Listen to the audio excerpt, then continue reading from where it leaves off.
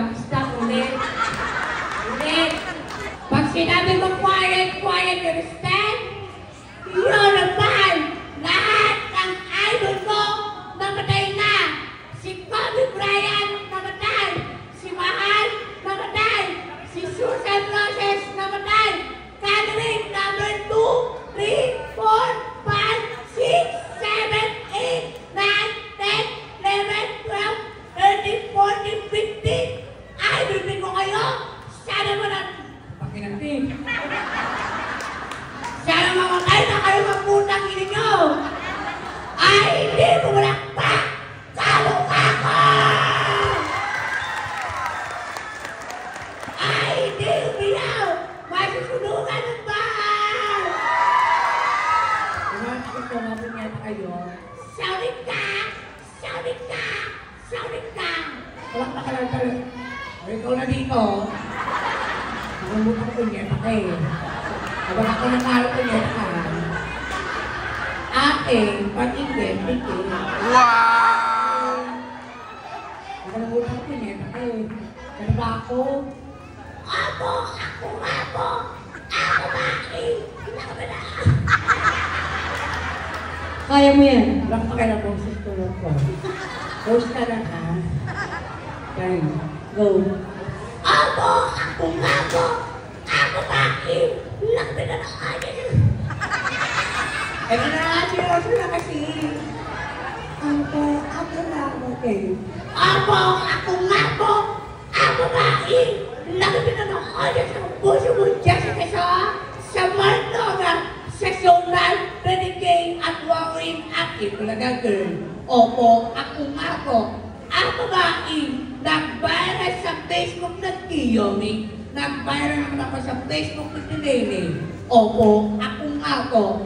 Ako ba nag-viral na hulog sa stage na kaswimsuit? Opo, ako nga po. Ako ba nag-viral sa TikTok girl? Opo, ako nga po. Ako ba ang jowa ni Alden Richard? Bakit siya mapunya na kayo? Miss Min, Yaya Grams, Mendoza, at naiwarak sa sabihan, tatlo lang ang masarap sa mundo. Una, pagkain. Pangalawa, pera. Ang pangatlo, ako. Wait na kasi. Baka naman niligaw ng boyfriend ko. Kasi, sabi ng boyfriend ko, tuwing nakaway sabi sa akin, babe, sorry na, huwag ka na magalit. Oo. Kung hindi kayo sigurado, ginagawa mo, mawawarin ako eh. Kung hindi kayo sigurado sa mga vlog, text yung mga tao sa bahay ninyo. Kayong mga tomboy, mapiling backboy kayo, nire-regla naman kayo. Kaya, hindi naman ako sikat, ang mga... Mapunya na ka. Pero dito, di naman ako sikat. Ang pangalan ko lang, isang baklang pakarat, nakasubo ng buran. Bantay Bata Awards 3, kami nga bakla. Bantay Sipa, 150. Judges, tama na kasahan. Dumako kami sa Sulsan. Bakla o charing-charing. Anong pagtawag namin, tagahanga ko lang kayo. Maraming salamat po. Once again, our candidate.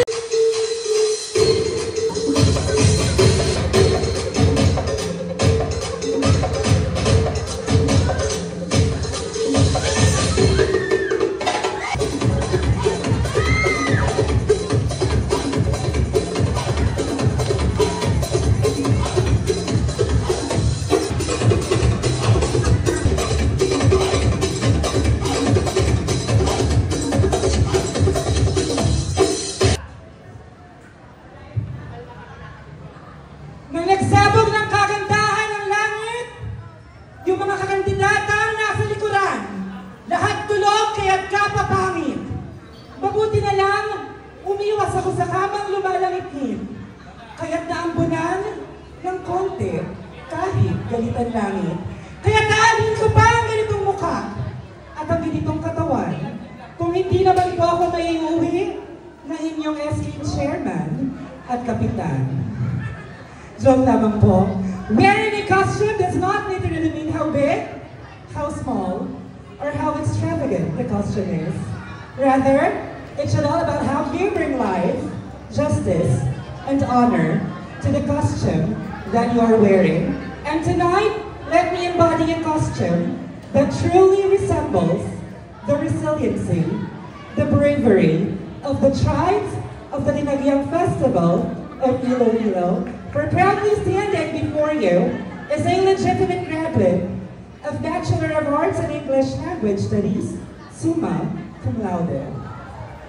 A proud call center senior supervisor and learning specialist by profession in one of the most largest and longest-running BPOs in the country, J.P. Morgan's Chase Bank of America, hailing truly all the way from the majestic and historic municipality of Kawit, Cavite. I am Sophie Eleanor Foster. But tonight, please let me be the rightful one to stand by the name of the sweet, innocent, yet very, very seductive aura of the woman that once captured the heart of Mr. Luis Manzano. Ang babaeng minsan ang lumunok ng puting bato, sabay sigaw ng Lorna. Ang babaeng minsan ang naging taong lobo, kaya't sabay-sabay po nating palakpakan at hiyawan dahil nasa inyo na pong harapan si binibining Angel Lucrin. Angel Lucrin na nagsasabi sa ganitong larangan ng patimpalak, hindi po sapat na basihan ang inyong kasikatan at ang inyong pagkakakilanlan. Dahil kahit kailanman, ang inyong katanyagan natatakluban na pag-iiwanan kapag utak at talento ang pinag-usapan. Dahil tunay nga pong nakakapangambang kalaban ang may mga pangalan at kilala sa industriya ng pangkalawakan.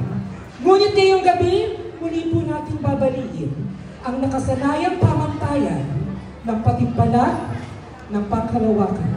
Dahil ang katanyagan ng iinan at ang mga komedyante ninyong masasaksihan, muling tatapatan at madalas sinihigitan ng Diyos ang pangkalawakan nasa inyong harapan. Kaya ngayong gabing apat sa likuran, tapusin na natin ang laban. Muli po, magandang gabi at maraming salamat. Once again, candidate number 2.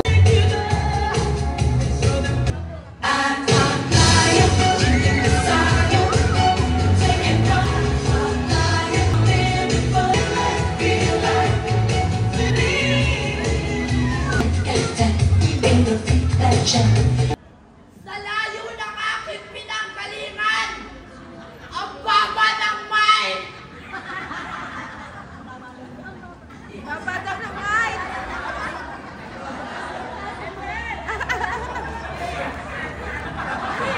Galit sa'yo, Kiko! Okay, kaya mo yan. Lock mo na. Ilalak mo leeg mo. Yan. Tanga-tanga, alam mo walang kamay yung tao eh. Bobo ha. Ibon nga, di ba? Kaya mo ang tik-tek, ibon. Bobo ha. Ibon ba yan? Sabi ng Diyos, makontento ka kung ano ang meron ka. Tignan mo si candidate number 1, kahit walang-wala na, magsasyabu pa.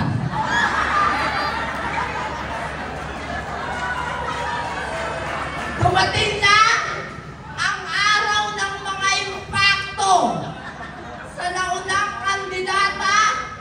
Kung piling mo maganda ka, pakyo ka. You're not feeling well. By the way, my name is Princess Chanel Sacramento Samaniego Montecarlo Montenegro Erton alias Badong. Hinihilakot na.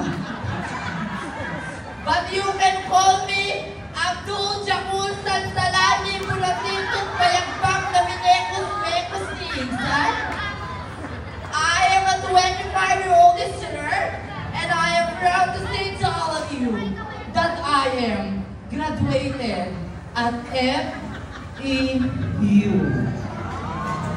Ay, ba? Para lang inimentarya ng Olongapo.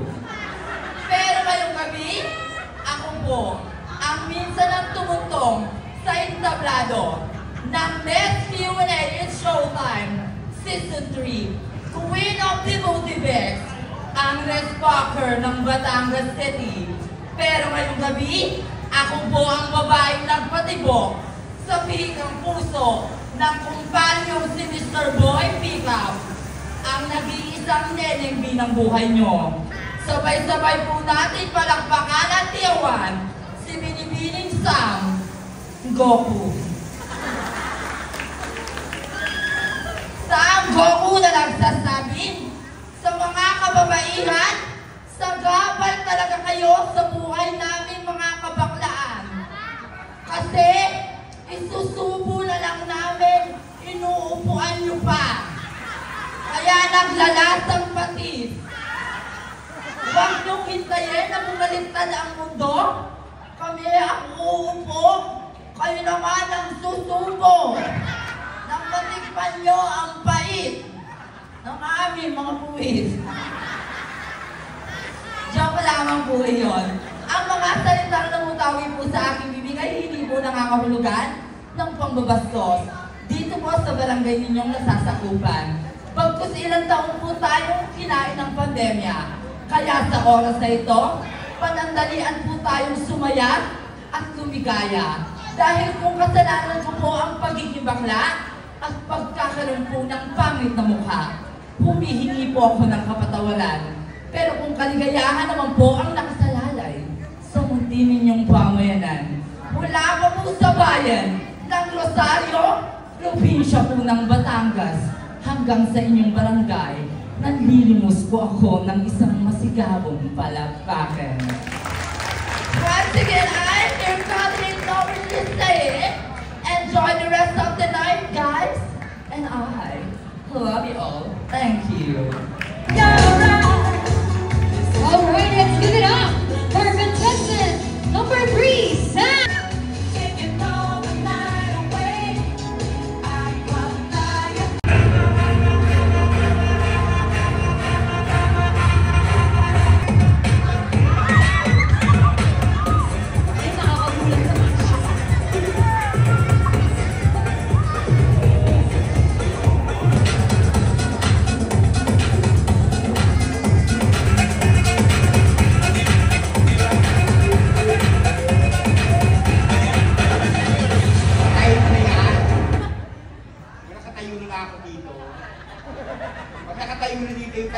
Pinamatay yung tugtog.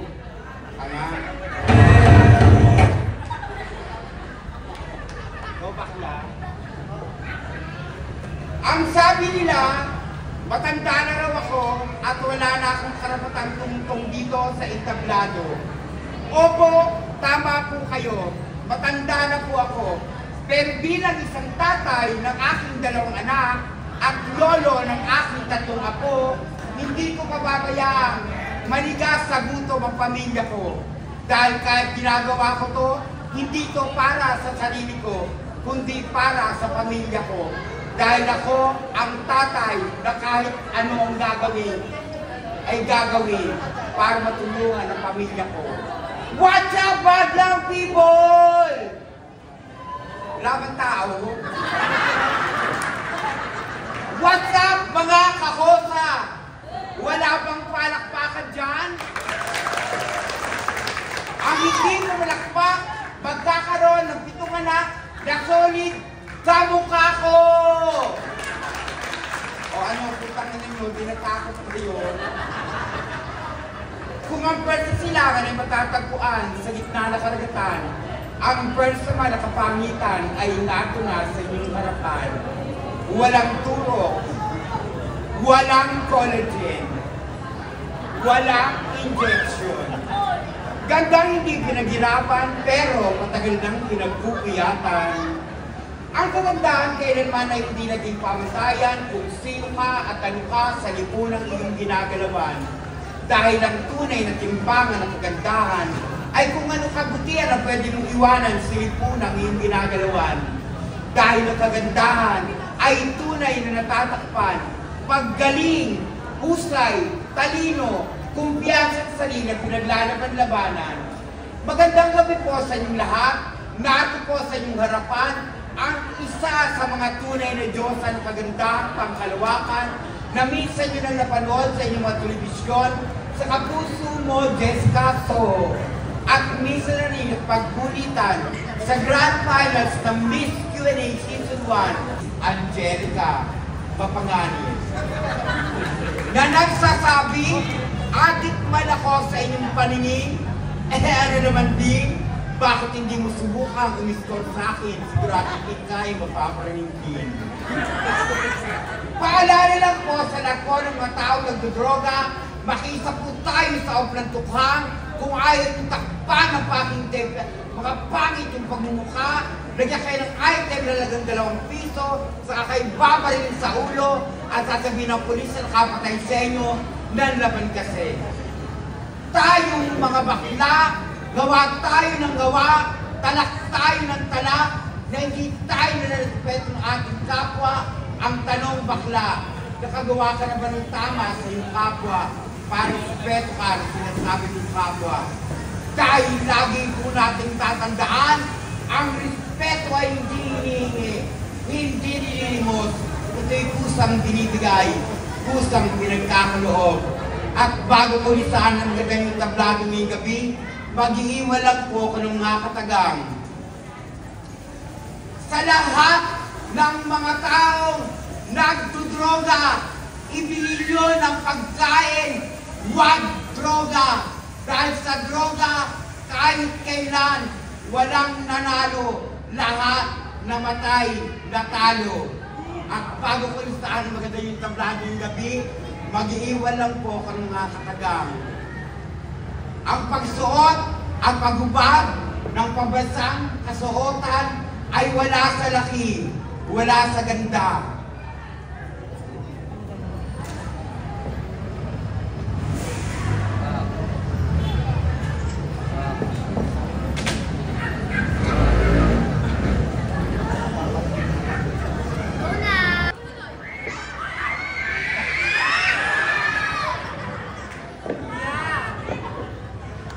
Pagsuot at pagayak ng pambasang kasuotan ay wala sa laki, wala sa ganda, kundi na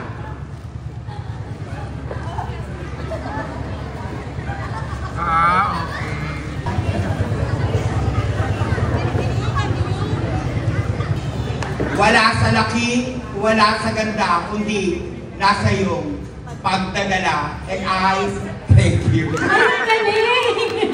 Okay, thank you so much. Candidate number 4, Miss Angelica Papanganin. Ang galing.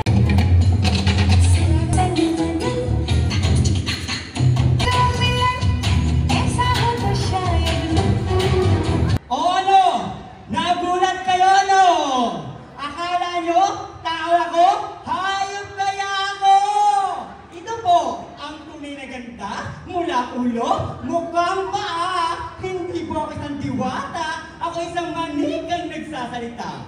Oh yes, I'm a doll dahil member ako ng Budol Gang. Ako po si Agent Maria Masera, a.k.a. Bea Bunda, ang mananahing kondisera ng Daejeon Apparel and Corporation, sa Rosario, Cavite. At ako po ang bakalan, minsan na tumuntong sa entablado ng Miss Q&A August 18, 2017, Season 1, at December 13, 2018, Season 2. And I believe that being here on the stage is not just a battle to get the crown, to win the title or to hold the prize. This is the battle between me, myself, and I, to show people the advantage of being who I am. That I, a personalist in one body, with 2 personalities, and hundreds of responsibilities, not only in my family, friends, in the society, but into this world, because I, as a homosexualist, that I can reach the top of the world. At naniniwala po ako muli na ang tao mapagkumbaba, katulad ko po, mahaba ang baba. And I, thank you. Once again, candidate number 5, Bea Bunda.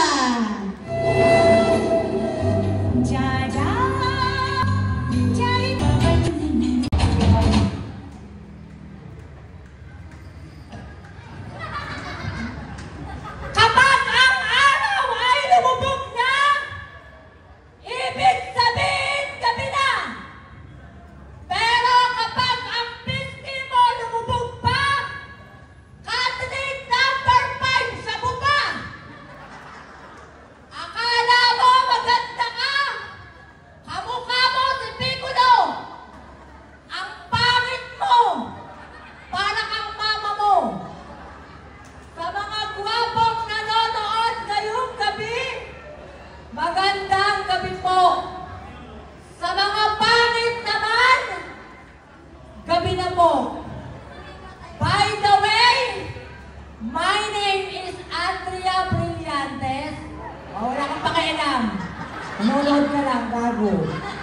Rivera.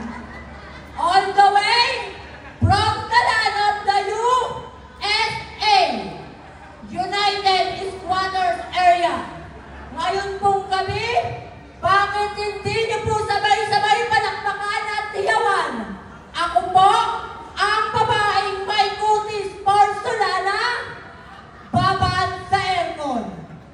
Hindi kumakain ng malalansa, baby face. The one and only, Binibining Kim Kong Chihuahua.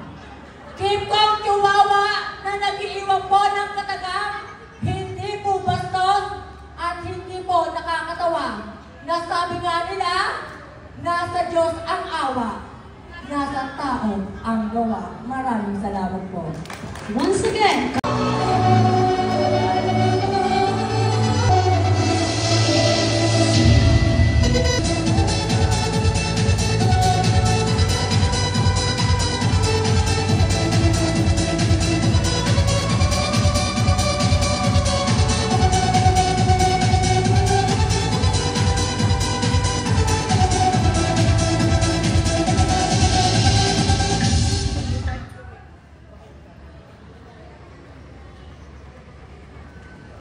dito sa ating mundong ginagalawan, kailanman ay hindi naging pamantayan kung anumang uri ng estado o pamumuhay meron ka. Lalong-lalo hindi naging pamantayan kung gaano ka man kapangit o kung gaano ka man kaganda. Hindi ka man pinagpalas sa iyong piskal na kanyuan, huwag kang mabahala aking kaibigan, dahil ang tunay na timbangan ng Diyos ay kung ano ang nagawa mong kabutihan dito sa ating mundong ginagalawan. Dahil kailanman, ang tunay na kagandahan hindi nakikita sa panlabas na kanyuan, bagkus ang tunay na kagandahan ay nakikita sa kabusilakan ng iyong puso at kalinisan ng iyong konsensya. Mayang pa Diyos, Benita Comandos, that say a pleasant evening to each and everyone, all the way last from the Lantern capital of the Philippines, Pampanga. My name is Cindy David Del Rosario, but tonight, please allow me to stand by the name, ang babaeng humingi ng lemon dahil gusto ng tequila. Sabay-sabay po nating palakpakan, Miss Tony Fowler. Once again, my name is Tony Fowler saying, ang kagandahan ay natatakpan kapag utak na ang pinag-uusapan. And always remember, where the natural costume is not how big, an extravagant natural costume was, but the true natural costume is how you life, justice and sophistication to the simple costume that you are wearing. Because being simple makes me the best, and being less, it's more. Because it's not all about what you wear, but it's how you wear it. Thank you and good evening.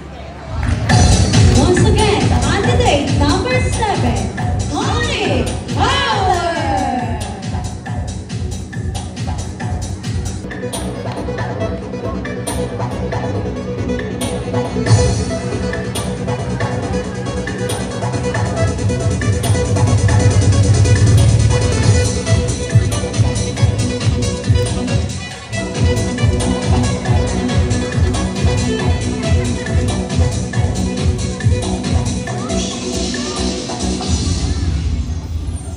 And again, let's give it up for candidate.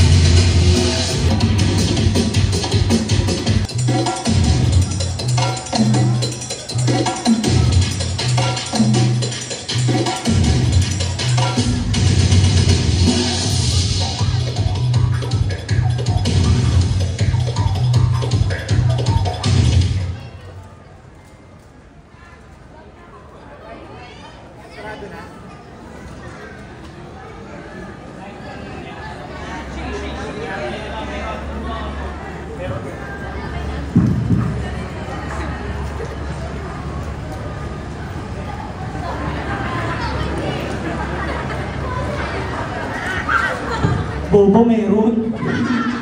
Ayan sasakalin kita. Ano na? Candidate number 7, kung piling mo reyna ka ng dagat, mas mukha kang ipis dagat. Para kay Lacson Lee, mahal kita noon, maglaway ka ngayon. Ngayong gabi, ako po ang nag-iisang Egay Erisi. Oo, ako ang super congressman nyo. Sa sobrang pagmamahal ko sa inyong lahat, pati contest na to, sinalihan ko. Pag ako na tayo dito, tumba, hurado. Tama. Hindi, joke lang ha, super congressman. Hindi, classmate ko yan eh. Di ba natay ka pa nga? Hindi, joke lang. Ayan, bago po ang lahat, naway sana po samahan natin ang tunay na maglilingkod sa ating bayan, the one and only, Mr. Egay Erisi. Palakpakan naman po natin siya. Magkano yan? Magkano yan? At ngayong gabi, opo, ako nga po ang minsan nilang napanood sa Kapuso Mo, Jessica Soho at Rated K. Tama po kayo, ako po ang pinakabatang baklang nagmimiss pang kalawakan na nag-viral sa TikTok na umabot lamang po ng 20 million views. Ngunit ngayong gabi, papalitan ko na po ang aking pangalan. Nakakasawa na si Miss Alex Dunsangano. Ngayong gabi, ako po ang nagsabing smoke, then pop. The one and only, binibining Miss Maris. Maris Kalkal. Maris Kalkal na nagsasabing ako po ay galing pa sa malayong lugar ng Capiz, Aklan. Ang nanay ko ay isang mangkukulam at ang tatay ko naman ay isang babarang. Kaya sa isa, 2, 3, 4, 5, 6 na mga hurado, konting pagkakamali lamang ay iwasan. Dahil lulusubin kayo ng mga kinakapatid ko na mukhang aswang. At sa mga tabulators and organizer, isure nyong ako ang inyong number 1. Dahil pinapanigurado ko pong lulusubin kayo ni Rainier Cipris na mukhang tikbalan. Once again, judges, naway sana po kayo po ay nakikinig. Huwag na huwag po tayo magsi-cellphone kapag may kandidatang nagsasalita. Usigin at tignan po natin kung sino ang karapat-dapat na manalo sa gabing ito. Hindi porket cum laude ka,